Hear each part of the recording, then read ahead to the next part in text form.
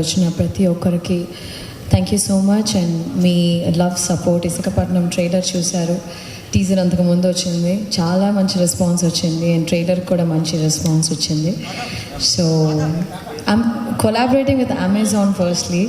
is my second collaboration. First collaboration is another huge series, Sulal and Chappi, Tamil. We did 2 seasons, and so this is my second collaboration. And in the series lo Telugulo, mukyanga Telugulo part ga undadam, it's a honor, pleasure.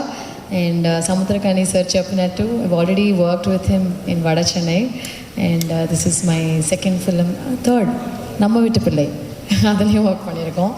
So working with him was fantastic. All my technicians, Vamsi Pachipulusu, visuals చూశారు, crazy man, very good, fantastic Vamsi. I think huge round of applause for Vamsi and my music director.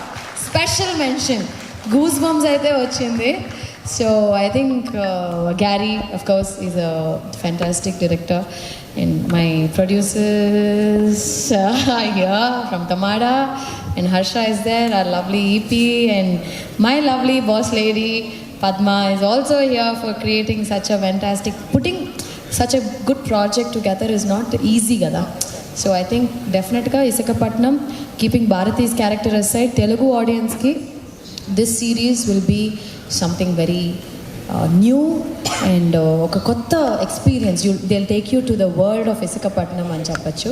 And Bharathi is one character. ఆ పేరులోనే, భారతి అనే పేరులోనే ఉంటుంది ఒక strong wild women అని చెప్తాను. Similarities between me and Bharathi is, I think she's very ఒక ఫోకస్డ్గా ఒకటి మనం అనుకున్నామంటే అది చెయ్యాలి, అది పట్టుదలతో చేయాలి అనుకునే ఒక క్యారెక్టర్. సో ఐ థింక్ మీకు అందరికీ భాగ్యం ఎలా నచ్చిందో భారతి కూడా అలాగే నచ్చుద్ది అనుకుంటున్నాను. I'm hoping to see the response on July 2nd. We had fantastic lovely time working on this series. Yeah, మీరందరూ చెప్పండి. I'm just waiting to hear from all the media and press people. Yeah, wonderful అండి. మీరు భాగ్యంగా వచ్చినా భారతిగా వచ్చినా మిమ్మల్ని చూద్దాం, మా భాగ్యం చూద్దాం. మరి July 2nd ఏం చేయబోతున్నారు మీరు అని చెప్పేసి